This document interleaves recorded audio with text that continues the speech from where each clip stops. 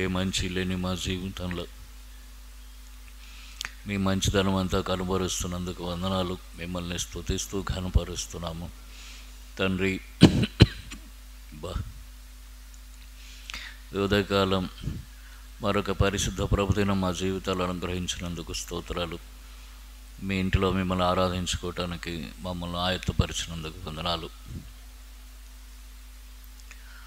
లోకంలో చెదిరిన సమస్త పరిశుద్ధులు మీ రక్తం చేత విమోచింపబడిన బిడ్డలందరూ మిమ్మల్ని ఆత్మతో సత్యంతో రీతిగా ఆరాధిస్తుండగా వారందరితో ఏకీభవించి భూమి మీద ఈ కర్మేలు ప్రార్థనా మందిరంలో మేము కూడా ప్రభా మిమ్మల్ని ఆరాధించినట్లు మమ్మల్ని సిద్ధపరిచినందుకు వందనాలు. రాగలిగిన వారిని బట్టి స్తుతిస్తున్నాం. మార్గ మధ్యమున ఉన్న వారు త్వరపడి రావడానికి సహాయం చేయండి దేవా. అలాగనే అనారోగ్యాల వల్ల రాలేకపోతున్న వారికి మరొక తరుణం దయచేయండి. నిర్లక్ష్యం ఇళ్ళ వద్ద ఉన్నవారు వారు త్వరపడి సిద్ధపడి బయలుదేరినట్లు మీరే కృప చూపమని వేడుకుంటున్నాము. సహాయం చేయండి, కనికరం చూపించండి ప్రభు. వచ్చిన నన్ను మమ్మల్ని మీ పాసని పడివేసుకున్నాం. ఈ స్థలం మీ ఆవరణం నన్ను మమ్మల్ని మీ రక్త ప్రోక్షణ తెచ్చుకుంటున్నాం. పవిత్రపరచండి. మీ పరిశుద్ధాత్మ సహవాసంతో ఆకుడు సంచారం మాకు అనుభవింపచేయండి ప్రభా. వేడుకుంటున్నాం కోడికి ఆది నుంచి అంతవరకు మీరే నడిపించండి. పాడుకునే పాటలు దయచేయండి. కంఠ మేఘ తాత్పర్య మేఘ భావమేఘ తాళంతో పాటలు పాడి మిమ్మల్ని మహింపరచుటూ సహాయం చేయండి. వాయిద్యంలో వారించే వారికి కృపనివ్వండి. ధ్యానించే వాక్య భాగాల్లో నిలబడే దాసును కొలతరిన ఆత్మతో నింపి బలపరిచి వాడుకోండి. ఆత్మతో సత్యంతో యథార్థం మిమ్మల్ని ఆరాధించడంలో యోగ్యమైన రీతిలో బలలో చేయముచ్చుట్లో సహాయం చేయండి. అన్ని విషయాల్లోనూ పరిపూర్ణమైన మీ కృపను కోరుకున్నాం. సండే స్కూల్ పరిచర్యను జ్ఞాపకం చేసుకోండి ప్రభువా. నిలబడి దాసురాన్ని అభిషేకించి వాడుకోండి ప్రభు. కృప చూపండి దేవా. చిన్న బిడ్డల మధ్య మీ సన్నిధిని ఉంచండి. ఈ రీతిగా ప్రభు దినమంతట్లో మీ సన్ని తోడుగుంచండి. మేము కూర్చునుట, లేచుట, నిలుచుట, పాడుట, ఆరాధించుట, రొట్టె విరుచుట, కానుకలు అర్పించుట సమస్తం మీ నామమునకు అంగీకారయోగ్యంగాను పరలోకాని క్రమంలో ఉండినట్లు సహాయం చేయండి. మరి సమస్త మర్యాదగా జరుగునట్లు కృప చూపండి తండ్రి. చిన్న బిడ్డలను మీ స్వాధీనంలో ఉంచుకోండి. వారి వలన సాతాను గలిబిలి చేయకుండా కృప చూపండి. పెద్దవారిని మీ స్వాధీనంలో ఉంచుకోండి.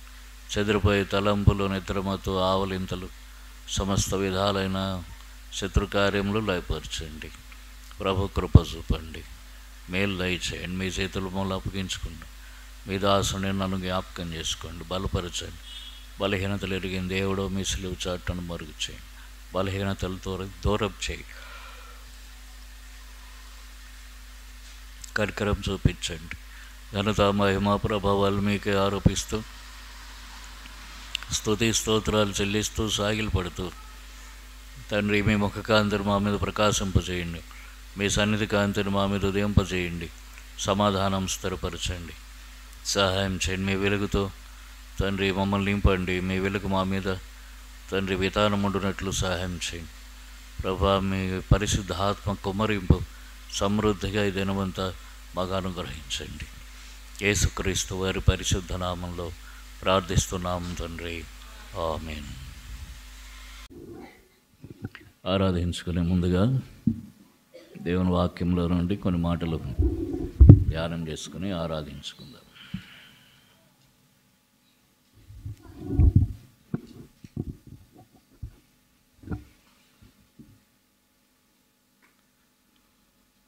ముప్పై 33వ కీర్తన.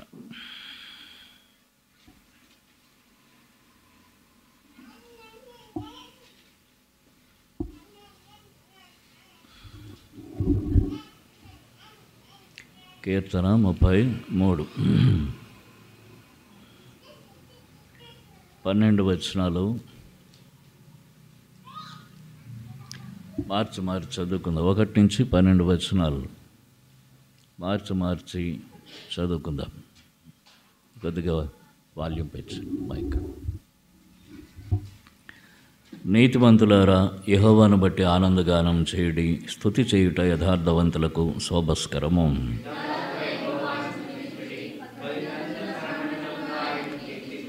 ఆయనను గూర్చి నూతన కీర్తన పాడుడి, ఉత్సాహధ్వనితో ఇంపుగా వాయించుడి.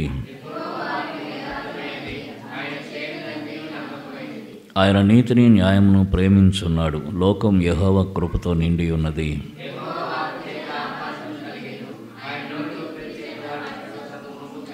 సముద్ర జలములను రాశిగా కూర్చువాడు ఆయనే, అగాధ జలములను కొట్లలో కూర్చువాడు ఆయనే.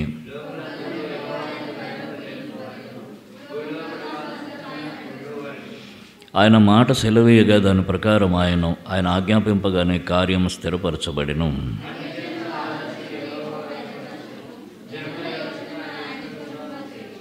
యెహోవా ఆలోచన సదాకాలం నిలుచును, ఆయన సంకల్పములు తరతరములు ఉండును. యెహోవా తమకు దేవుడుగా గల జనులు ధన్యులు, ఆయన తనకు స్వాస్థ్యం ఏర్పరచుకున్న జనులు ధన్యులు. ప్రేమ కలిగిన తండ్రి, మీ పరిశుద్ధ నామానికి స్తోత్రాలు. యేసు ప్రభు వందనాలు ఆయన స్తుతులు అర్పిస్తున్నాము.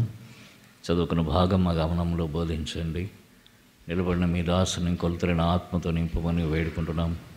బలపరిచి వాడుకుని మహిమ పొందండి. రాగలిగిన వారిని బట్టి స్తోత్రాలు, రావలసిన వారిని త్వరపరచమని వేడుకుంటున్నాము. దేవా, మీ వాక్యం వెల్లడి అవుతుండగా వెలుగు కలుగును, ఆ తెలివి లేని వారికి తెలివి కలిగించును. మీ వాక్య వెలుగు మా ముఖముల మీద ప్రకాశించినట్లు సహాయం చేయమని బతిమలాడుతున్నాము. దేవా, మీ వాక్యం వెల్లడవుతుండగా మీ పరిశుద్ధాత్మను మా మీద సమృద్ధిగా కుమరించమని, కార్యములు నూతనపరచమని, సహాయం చేయమని, చెదిరిపోయి తలంపులు లయపరచమని, స్తుతులర్పిస్తూ మిమ్మల్ని ఆత్మతో సత్యం యథార్థంగా ఆరాధించుకున్నట్లు మీ వాక్యం ద్వారా మమ్మల్ని సిద్ధపరచమని యేసు ప్రభు వారి నామంలో వేడుకుంటున్నాము తండ్రి.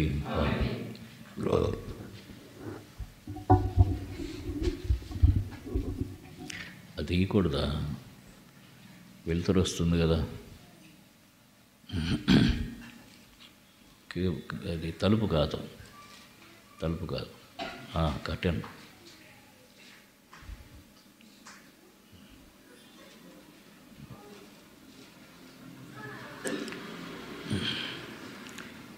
నీతిమంతులారా, యెహోవాను బట్టి ఆనందగానం చేయుడి. దావీదు కీర్తన రాస్తూ నీతిమంతులతో మాట్లాడుతున్నాడు. నీతిమంతులను అడ్రస్ చేస్తున్నాడు. మీరు యెహోవాను బట్టి ఆనందగానము చేయుడి, నీతిమంతులారా అంటున్నాడు. ఎవరు నీతిమంతులు? నిజానికి ఆ దినాల్లోనే వ్రాయబడింది, నీతిమంతుడు లేడు, ఒకడు లేడని. అయితే దావీదు నీతిమంతులు అంటున్నాడు.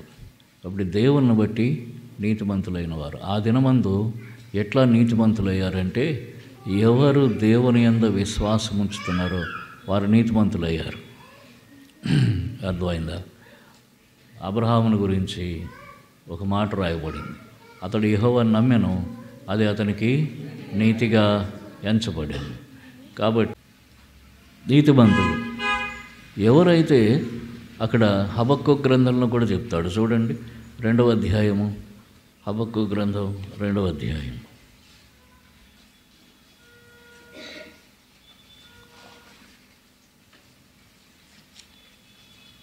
హబక్కు 2 4వ వచనం.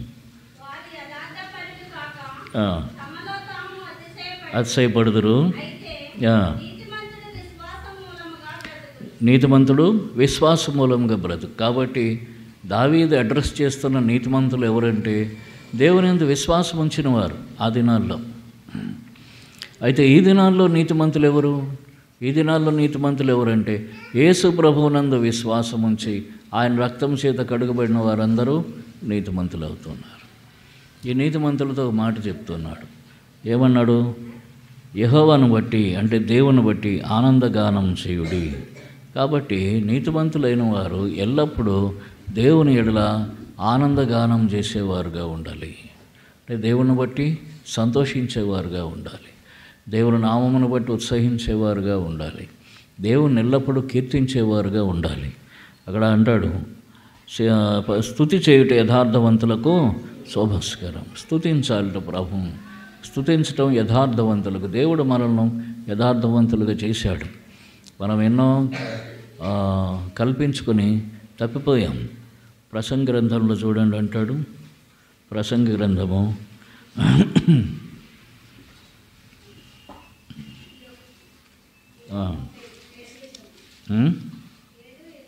చదవండి. ఇది ఒకటి మాత్రం నేను కనుగొంటిని, దేవుడు నరులను యథార్థవంతులుగా పుట్టించను కానీ వారు వివిధమైన తంత్రములు కల్పించుకున్నారు. ప్రసంగి 7:29. దేవుడు నరులను యథార్థవంతులు పుట్టించాడు. వివిధమైన తంత్రములు కల్పించుకొని మనము తప్పిపోయాము, యథార్థవంతులం కాలేదు. అయితే ప్రభు మరలా తన కృపను బట్టి మన పాపములు క్షమించి మన యందు ఉంచిన తన ఆత్మ వలన మనం యథార్థవంతులుగా ఉండేటట్లు మన ఇట్లా కృప చూపుతూ నడిపిస్తున్నాడు. కనుక యథార్థవంతులమయం. ఇప్పుడు యథార్థవంతులకు శోభస్కరం, అందమిచ్చేది, సౌందర్యం ఇచ్చేది ఏమిటంటే స్తుతి. ప్రభువును స్తుతించాలి. కనుక స్తుతి చేయుట యథార్థవంతులు శోభస్కరం. అలాగనే స్తుతి చేయుట ఒప్పిదం అంటాడు. 147వ కీర్తన 1వ వచనం చూడండి. ఈ పిల్లలు మీకు అందరికీ ఇంక ఇవాళ ఉన్నాయి.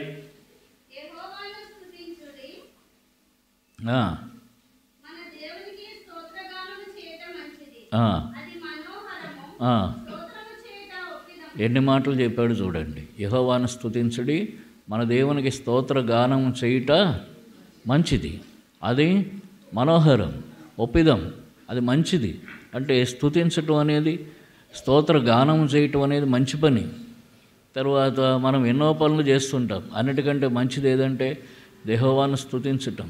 ఉదయం లేచి ఒక మంచి కీర్తన పాడుకుంటే అది మంచిది, అంటే ఒక మంచి పని చేస్తున్నాం. తర్వాత అది మనోహరం, దేవునికి మనోహరమైనదిట యెహోవాను స్తుతించటం.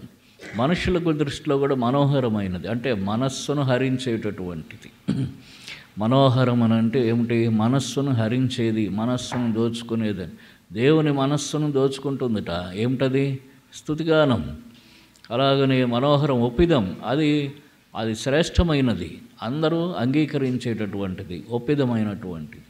కనుక ప్రభువుని ఏం చేయాలి? స్తుతించాలి. తర్వాత కీర్తన 50 చివరి వచనం చూడండి. కీర్తన 50 చివరి వచనం. చాలు. స్తుతి యాగం అర్పించువాడు దేవుణ్ణి మహింపరుస్తున్నాడు.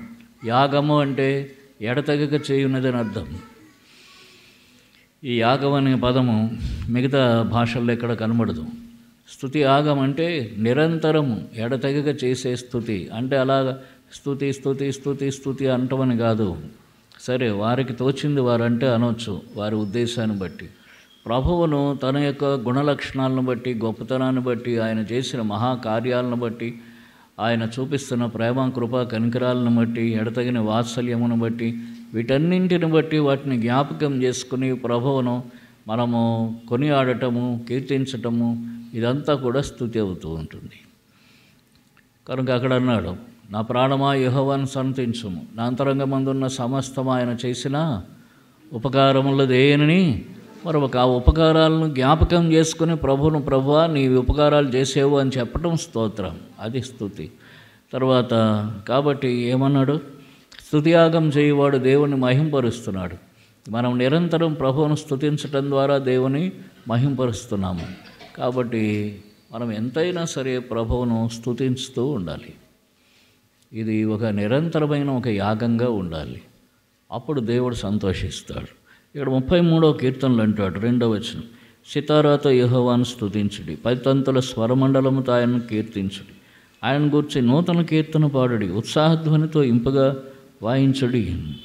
ఎందుకు? యెహోవా వాక్యం యథార్థమైనది, ఆయన చేయునిదంతే నమ్మకమైనది. ఇంతకాలం దేవుడు మన విషయంలో ఇచ్చిన మాట విషయంలో యథార్థంగా ఉన్నాడు. ఆయన అంతా చేసిందంతా నమ్మకమైనది, ఆయన నమ్మకంగానే చేస్తున్నాడు. మనుషులం చాలాసార్లు నమ్మకత్వాన్ని కోల్పోతాం. దేవుడు నమ్మకమైన వాడు, ఆయన నమ్మకంగానే ఉంటాడు. ఆయన ఎప్పుడు కూడా అపనమ్మకస్తుడు కాదు. ఆయన చేయునదంతయు నమ్మకమైనది. తర్వాత ఇంకో మాట చెప్తున్నాడు, 5వ వచనం, ఆయన నీతిని న్యాయమును ప్రేమించున్నాడు, లోకం యెహోవా కృపతో నిండి ఉన్నది. దేవుడు దేన్ని ప్రేమిస్తున్నాడు? నీతిని న్యాయాన్ని ప్రేమిస్తున్నాడు. మనుషులు దేన్ని ప్రేమిస్తున్నారు? అవినీతిని అన్యాయాన్ని ప్రేమిస్తారు. విశాఖపట్నం జిల్లాలో ఒక మాట ఉండేది, ఏమిటంటే పెళ్లి చూపులకు వెళ్ళాడు అనుకోండి అబ్బాయి, జీతం ఎంత అని అడగరు, బయట ఎంత వస్తుందని అడుగుతారు. జీతం దాని సమయం బయట ఎంత వస్తుంది, ఆ రోజుల్లో అదే అడిగేవారు ఫస్ట్. అంటే ఏమిటది? అది అవినీతి. నీతిగా సంపాదించేది అక్కర్లేదు, అవినీతిగా ఎంత వస్తుంది. కాబట్టి మనుషులు అవినీతిని ప్రేమిస్తారు. ఎవడు ఎన్ని పాడు పనులు చేస్తే వాడు అంత గొప్పవాడు, ఎన్ని హత్యలు చేశాడంటే వాడంత పెద్ద ఉపయోగపడేవాడు. ఎవరికి ఉపయోగపడతాడు? రాజకీయాలకు ఉపయోగపడతాడు వాడు. అటువంటి వారు అయితే అవినీతిని మనుషులు ప్రేమిస్తారు. దేవుడు అవినీతిని ప్రేమించడు. దేనిని ప్రేమిస్తున్నట్ట? నీతిని ప్రేమిస్తున్నాడు. ఆయన నీతిని, తర్వాత న్యాయమును ప్రేమిస్తున్నాడు. మనం నీతిగా ఉంటే దేవుడు మనల్ని ప్రేమిస్తాడు, మనం న్యాయంగా ఉంటే దేవుడు మనల్ని ప్రేమిస్తాడు.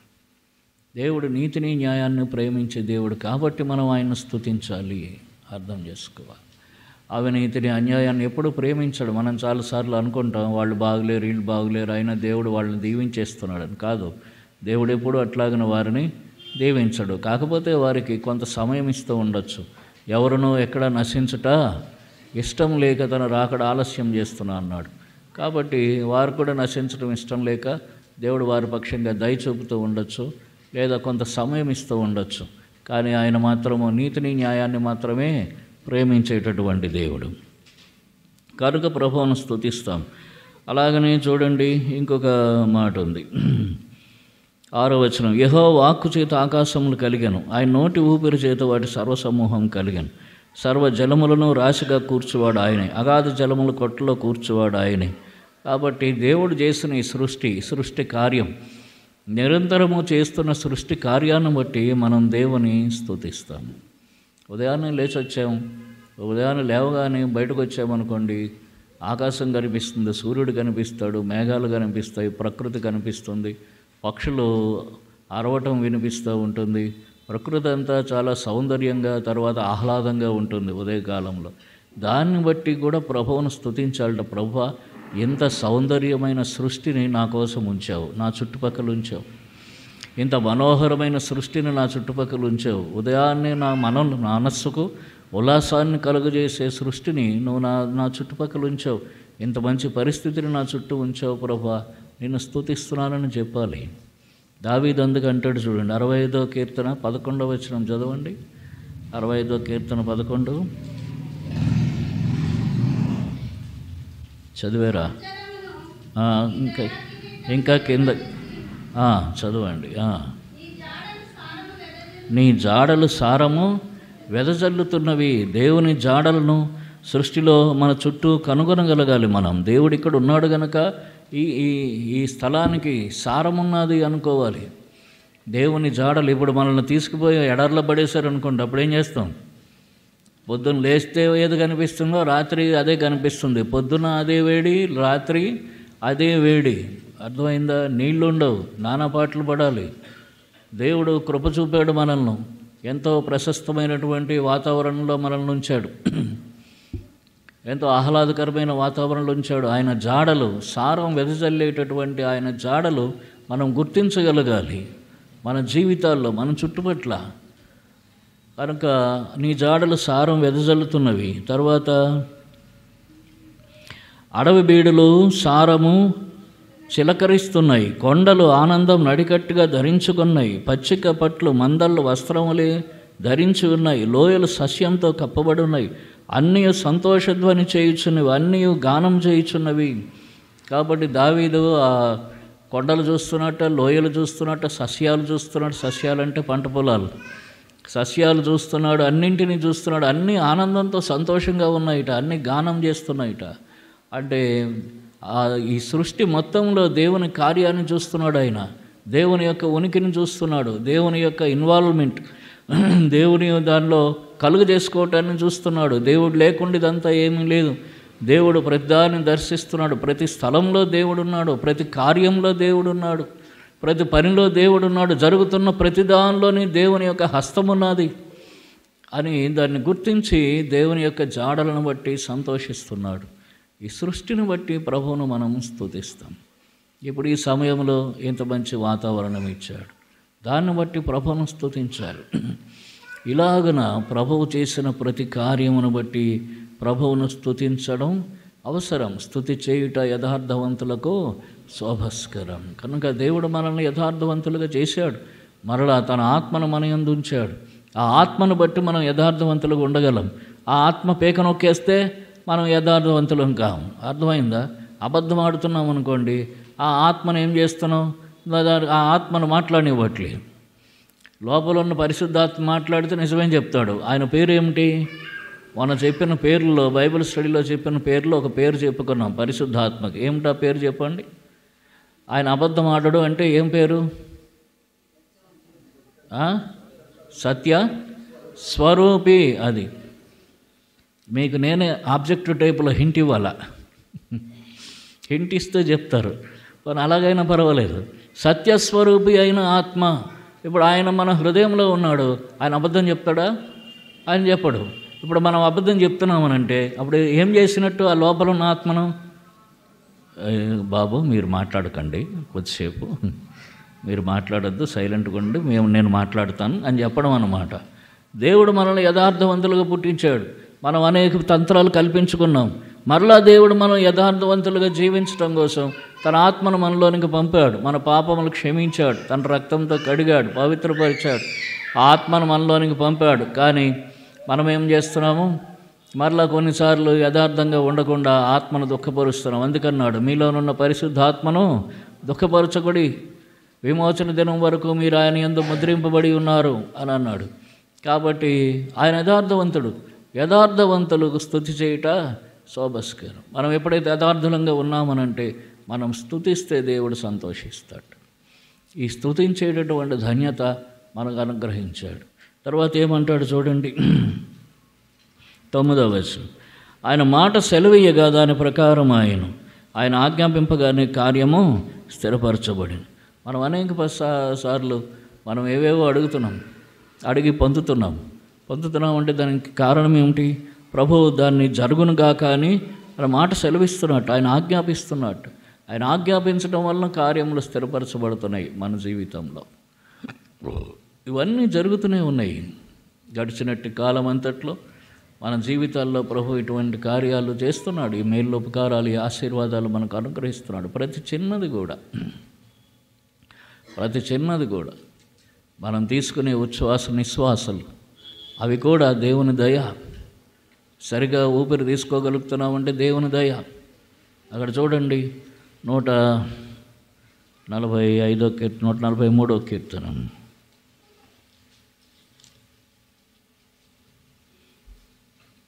145వ కీర్తన 15వ వచనం.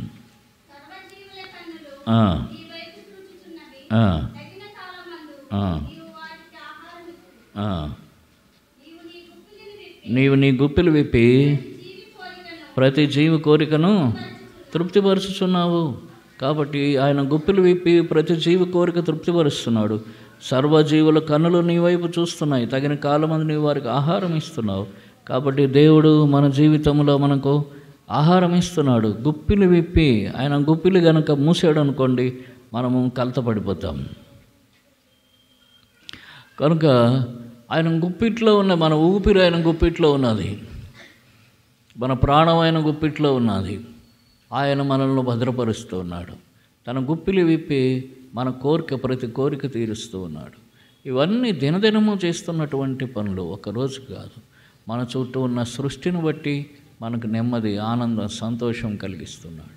మనకు అనుగ్రహిస్తున్న ఆహారాన్ని బట్టి, లేకపోతే మన అవసరాలు తీర్చడం బట్టి ఆయనకు నెమ్మది ఇచ్చి మనల్ని పోషిస్తూ ఉన్నాడు. తర్వాత ఆయన మనకు తన వాక్కును పంపి తన కృపతోనూ తన వాక్యంతోనూ ఏం చేస్తున్నాడు అంటే, ఇక్కడ చూడండి 6వ వచనం 33:6. యెహోవా వాక్కు చేత ఆకాశములు కలిగను, ఆయన నోటి ఊపిరి చేత వాటి సర్వసమూహములు కలిగాను. కాబట్టి ఆయన నోటి ఊపిరిని బట్టి మనల్ని ఆయన భద్రపరుస్తున్నాడు. నరుడు నేలమంటితో నరుని నిర్మించి వానిలో జీవవాయు ఊదగా నరుడు జీవాత్మయను. ఆయన మనలోని తన ఊపిరిని పంపాడు. ఆ ఊపిరిని బట్టి మనం బతుకున్నాం. ఆయన ఆ ఊపిరి తీసేస్తే ఏం లేదు. కాబట్టి ఆ ఊపిరి, తన ఊపిరిని మనలో ఉంచాడు, తన జీవవాయువును మనలో ఉంచాడు. అందుకని ప్రభువును మనం స్తుతిస్తాం. అనుదినము ప్రభువు చేస్తున్న ప్రతి మేలు ఉపకారమును బట్టి ప్రభువును మనం స్తుతించాలి. ఆత్మ సంబంధంగాను శరీర సంబంధంగాను ప్రభువు చేస్తున్న ప్రతి కార్యం ఆయన ఆజ్ఞాపింపగానే కార్యం స్థిరపరచబడిను. ఆయన మాట సెలవీయగా దాని ప్రకారం ఆయన 10 అన్యజనులముల ఆలోచనలు యెహోవా వ్యర్థపరచును. జనముల ఆలోచనలు యోచనలను ఆయన నిష్ఫలంగా చేయను. యెహోవా ఆలోచన సదాకాలం నిలుచును, ఆయన సంకల్పములు తరతరములు ఉండును. చాలాసార్లు మన ఆలోచనలు నిష్ఫలం అయిపోతాయి. అన్యజనుల ఆలోచనలు ఆయన వ్యర్థపరుస్తాడు. చాలాసార్లు మనం ఆలోచన చేస్తాం, జరగకపోతే దేవుడు ఇంతే అనుకుంటాం. కానీ ఆలోచనలు దేవునికి ఇష్టమైన ఆలోచనలు కావన్నమాట. అందుకే అవి వ్యర్థమైపోతూ ఉన్నాయి. అయితే ఆయన ఆలోచన సదాకాలం నిలుస్తుంది.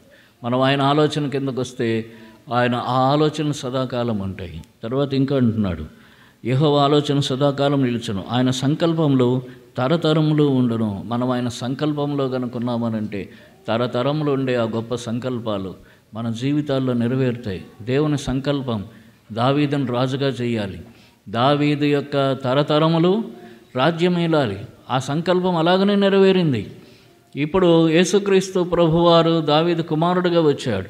రేపు మరలా 1000 సంవత్సరాల పరిపాలనలో యేసుక్రీస్తు ప్రభువారు 1000 సంవత్సరాలు పరిపాలిస్తాడు. ఈ సృష్టి గతించిపోతుంది, కొత్త సృష్టి వస్తుంది. అందులో యేసు ప్రభువే రాజు. కనుక దావీదు కుమారుడుగా యుగయుగాలు రాజ్యం ఏలుతున్నాడు. దేవుని సంకల్పం ఎప్పుడు తరతరములు ఉంటుంది. మన జీవితాల విషయంలో కూడా దేవుని సంకల్పం తరతరములో నిలిచే ఉంటుంది. కాబట్టి మనం ఎంత ధన్యులం, మనం ఆయన సంకల్పంలో ఉన్నాం. ఈ సంకల్పం మన తరతరాల వరకు నిలిచి ఉంటుంది. ఇప్పుడు మనం ఆయన ప్రజలమయ్యాం, ఆయన రక్తం చేత విమోచింపబడ్డాం. మనం బుద్ధిహీనులం కాకుండా ఉంటే, తిరుగుబాటు చేయకుండా ఉంటే, ఆయనకు లోబడి ఉంటే మన తరతరములో దేవునిలో వారు ఆనందించేవారుగా ఉంటారు. దేవుని చేత మన పిల్లలు తరతరములు ఆశీర్వదింపబడేవారుగా ఉంటారు. తర్వాత చూడండి 12 కలిసి చదువుకున్నాం. యెహోవా తమకు దేవుడుగా గల జనులు ధన్యులు, ఆయన తనకు స్వాస్థ్యంగా ఏర్పరచుకున్న జనులు ధన్యులు. దేవుడు మనల్ని తనకు స్వాస్థ్యంగా ఏర్పరచుకున్నాడు. ఎట్లా? యేసు ప్రభువు రక్తం ఇచ్చుకున్నాడు. అక్కడ 1 కొరింథీ 6, 19, 20 చదవండి. 1 కొరింథీ 6వ అధ్యాయం 19, 20 వచనాలు.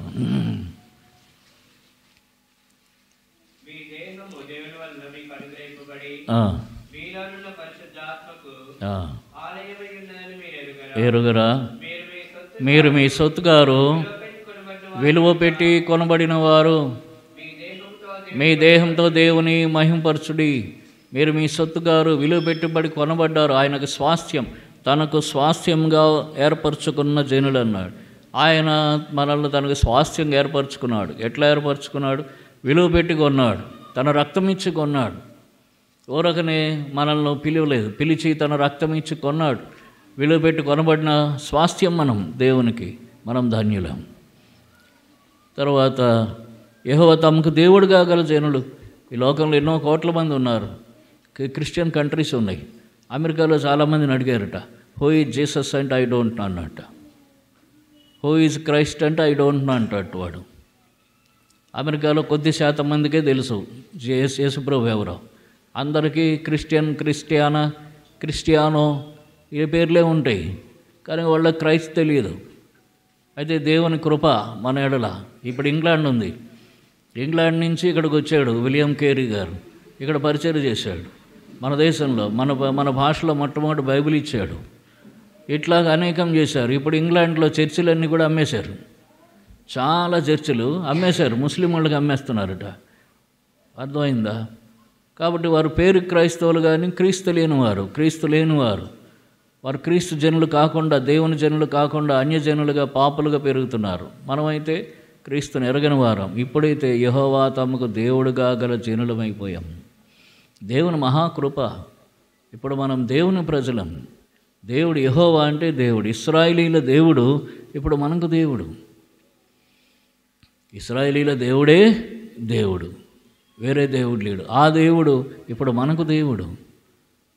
అబ్రహాం, ఇస్సాకు, యాకోబులతో పాటు ఆయనతో తండ్రి రాజ్యంలో కూర్చునే గొప్ప ధన్యత మనకు అనుగ్రహించాడు. చూడండి మత్తయి సువార్త 8వ అధ్యాయం. మత్తయి సువార్త 8వ అధ్యాయం చూడండి 11వ వచనం కలిసి చదువుకుందాం. మత్తయి సువార్త 8:11. Matthew's gospel chapter 8 verse 11. అనేకులు తూర్పు నుండి పడమటి నుండి వచ్చి అబ్రహాంతోను కూడాను, ఇస్సాకుతో కూడాను, యాకోబుతో కూడాను పరలోక రాజ్యమందు కూర్చుందురు గాని రాజ్య సంబంధులు వెలుపడి చీకట్లోనికి త్రోయపడుదురు. అక్కడ ఏడ్పును పండ్లు కొరకటి ఉండరని మీతో చెప్పచ్చు. మనం కూడా ఆ ఏడ్పు పండ్లు కొరకుట ఉండే స్థలానికి పోవలసిన వాళ్ళం.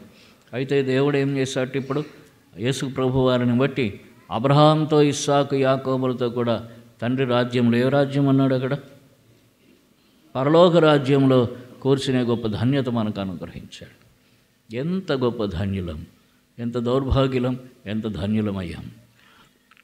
అందుకని అక్కడ అంటాడు, మీరు విలువ పెట్టి కొనబడిన వారు కనుక మీ దేహంతో దేవుని మహింపరచుడి. కనుక మనం స్తుతియాగం చేయటం ద్వారా, స్తుతియాగం చేయవాడు నన్ను మహింపరుస్తున్నాడు కనుక మనం ప్రభువును స్తుతించి ఆరాధించడం ద్వారా, స్తుతించి ఆరాధించడం అంటే కేవలం స్తుతి స్తుతి స్తోత్రం స్తోత్రం అంటాం కాదు. ప్రభువా, నీకు ఇన్ని గొప్ప లక్షణాలు ఉన్నాయి. నువ్వు నా జీవితంలో నా కోసం మరణించావు, సమాధి చేయబడ్డావు, తిరిగి లేచావు, నీ రక్తం ఇచ్చి నన్ను కొన్నావు, నీ ప్రజల్లో చేర్చావు, నీవు నాకు దేవుడిగా ఉన్నావు, తర్వాత నీ గుప్పిలు విప్పి నా ప్రతి కోరిక తృప్తిపరుస్తున్నావు, నీవు నా కోసం ఇంత మనోహరమైన, ఎంతో సౌందర్యమయమైన, ఆహ్లాదకరమైన సృష్టిని ఇచ్చావు, ప్రతి ఉదయం ప్రతి రాత్రి ఆ సృష్టి ద్వారా నన్ను తృప్తిపరుస్తున్నావు, నా అవసరాలు తీరుస్తున్నావు, నా మానసిక శారీరక అవసరాలు నీవు తీరుస్తున్నావు. ప్రభువా, నువ్వు అన్ని విషయాల్లో నాకు కావలసినంత వాడుగా, చాలినంత వాడుగా ఉన్నావు. ప్రభువా, నీ కృపచేత నన్ను బాగు చేస్తూ ఉన్నావు, నీ వాక్కు చేత, నీ నోటి ఊపిరి చేత నన్ను జీవింపజేస్తున్నావు, నీ వాక్యము స్థిరపరుస్తున్నావు నా జీవితంలో, నువ్వు మాట సెలవిచ్చి నా జీవితంలో అన్ని కార్యాలు చేస్తూ ఉన్నావు. ప్రభువా, ఇలాగ నువ్వు చేస్తున్న ఈ వీటిని నేను వర్ణించలేను. కాబట్టి ప్రభువా, నిన్ను స్తుతిస్తూ ఆరాధిస్తున్నాను అని చెప్పి మన జిహ్వా ఫలాలు స్తుతి ఆరాధనలో ప్రభు కనిపించాలి. అప్పుడు ప్రభు మహిమ పొందేవాడుగా ఉంటాడు. అలాగను మనం ప్రభువును స్తుతించి ఆరాధిస్తాము.